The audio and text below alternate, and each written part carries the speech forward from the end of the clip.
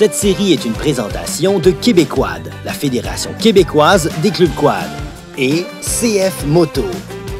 Salut tout le monde! Cette semaine, on fait l'essai du Can-Am Outlander Max Limited 2020. C'est Denis Lavoie, chroniqueur chez InfoQuad.com, qui en fait l'essai. Un essai vraiment là, immersif. Êtes-vous prêts? Denis, lui, il est prêt. Vas-y, mon Denis! Bon, ben, je vous amène faire une belle randonnée avec le Outlander Max Limited 2020.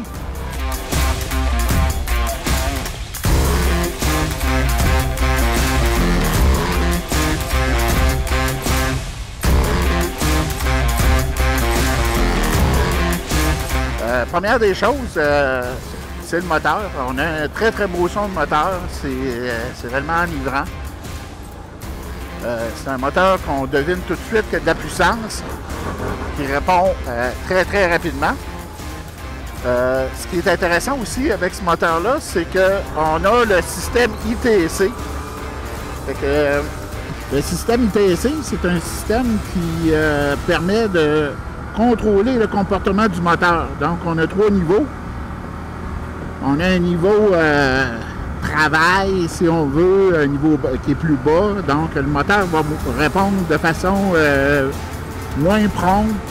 On a net puissance, mais la façon qu'elle est délivrée, si on veut, par le moteur, ça va être beaucoup plus tranquille.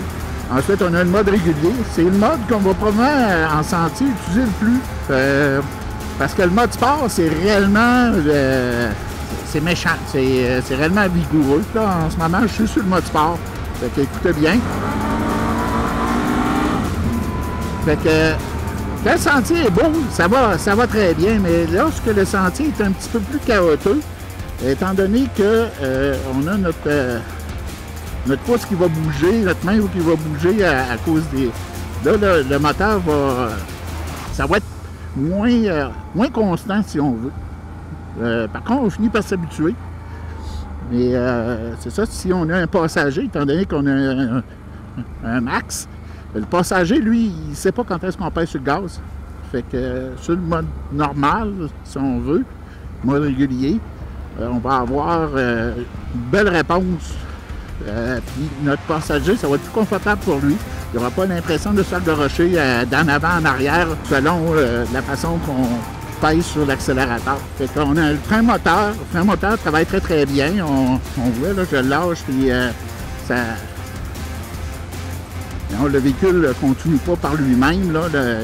Il fait très très bien son travail. Ce qui est intéressant aussi sur ce modèle-là, au niveau de l'affichage, on a un très beau cadran numérique qui nous permet d'avoir toute l'information. Je vais arrêter ici pour pouvoir vous donner un petit peu une impression là, des informations qu'on a sur le cadran. Donc, naturellement, on a l'essence, la température, des choses comme ça, mais on peut avoir l'heure, le compteur journalier, la distance qu'on a fait, ainsi de suite. Donc, on a pas mal d'informations sur le cadran. Puis, le cadran et l'information, on va être au soleil. Ça se lit quand même assez bien. C'est pas difficile. Les caractères sont gros. On voit très, très bien de ce côté-là. Au niveau des contrôles, bien, on va avoir tout est à sa place, c'est facile d'accès, réellement plaisant. Sur l'unité qu'on a, on a seulement un miroir, mais c'est ça, on a la place pour mettre 2 miroirs. Moi, je préfère 2 miroirs, on va voir des 2 côtés, mais ça va quand même assez bien. C'est un véhicule où on va avoir des beaux rangements, donc le système Link, on peut avoir un paquet d'accessoires qu'on va mettre sur le porte-bagages ici. Si vous voulez utiliser, par exemple, des accessoires de motoneige, puis les mettre, ceux qui font de la motoneige l'hiver, puis du quad l'été, bien, on peut acheter des adaptateurs pour pouvoir mettre des attaches Link sur le rack en avant, c'est réellement bien fait. On peut utiliser aussi des courroies. Il y a plein de trous en avant et en arrière. En arrière, on l'utilise déjà pour ici pour un coffre. Fait que c'est très, très bien. On a un beau bumper en arrière, un bumper en avant. Fait que c'est une machine qui est quand même assez bien équipée. Puis c'est ça. Au niveau du confort, le passager réellement très, très belle position, très, très stable, surélevé par rapport au conducteur. On a des bonnes poignées, sont souples si on veut, c'est-à-dire que lorsqu'on pogne des bosses, ils vont obéir un petit peu, mais pas trop. Fait que le passager ne se fera pas frapper, si on veut, là, dans les articulations lorsqu'on pogne des bonnes bosses. Position des jambes, très très bien, avec des repose-pieds surélevés. Fait que ça fonctionne très très bien de ce côté-là. Fait que on va reprendre la route. Donc maintenant je vais passer au mode, je vais changer de mode au niveau ITC. Le DPS, en fait, c'est l'assistance, la conduite assistée. Fait qu'on peut choisir le niveau d'assistance qu'on va avoir. Donc, on a un mode plus mou, donc on va avoir plus d'assistance, c'est plus facile à contrôler. On va pouvoir mettre médium.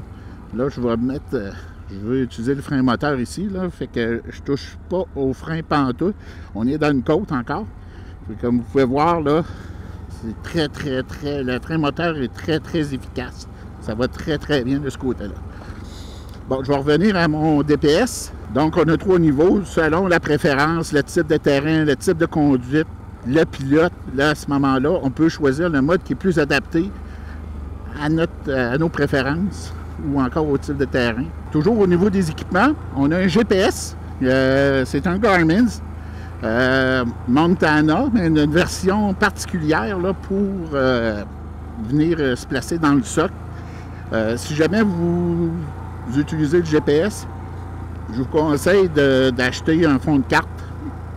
Ça peut être le système de TrackMap qui vous donne les sentiers, ou encore vous pouvez prendre Canada Topo avec la région du Québec dans notre cas, ce qui va vous donner un fond de carte beaucoup plus détaillé. Puis, par contre, ce que je conseille réellement, c'est tant qu'à avoir le GPS, de prendre TrackMap. C'est un bon système. Le seul inconvénient, c'est au niveau des mises à jour.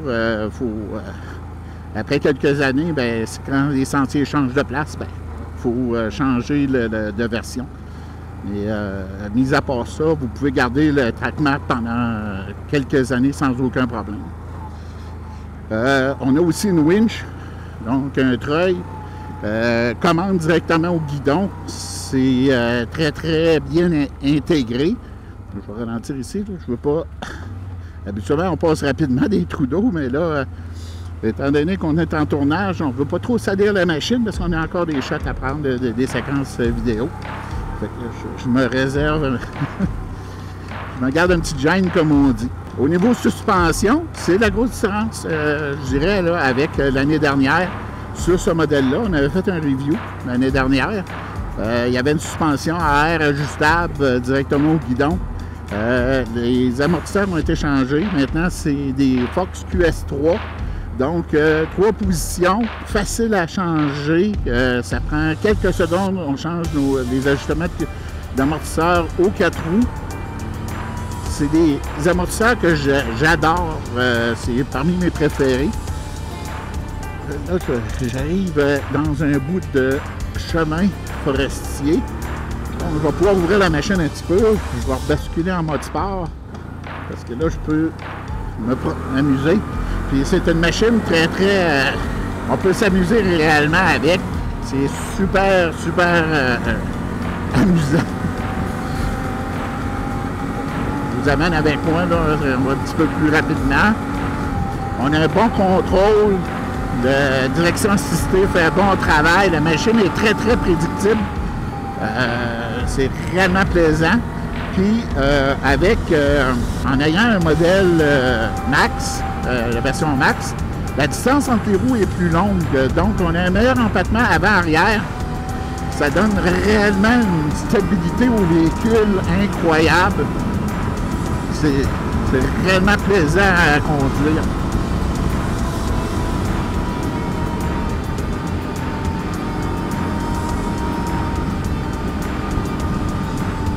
Fait que, on va écrire un article sur ce véhicule-là aussi, sur InfoQuad. Vous allez pouvoir aller le consulter.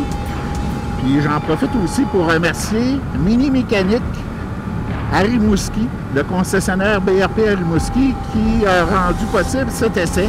Mini Mécanique, là, un gros merci là, pour le prêt de cette machine-là. C'est très, très, très apprécié. Puis on espère pouvoir faire d'autres essais là, dans les prochaines semaines. C'est un luxe de pouvoir rouler avec cette machine-là. Non, fait que ça fait le tour de mon essai. Là. Comme je vous dis, là, venez visiter infoquad.com. Puis on va publier prochainement là, un article là-dessus. Naturellement, vous venez de voir la vidéo. Fait que j'espère que vous avez apprécié.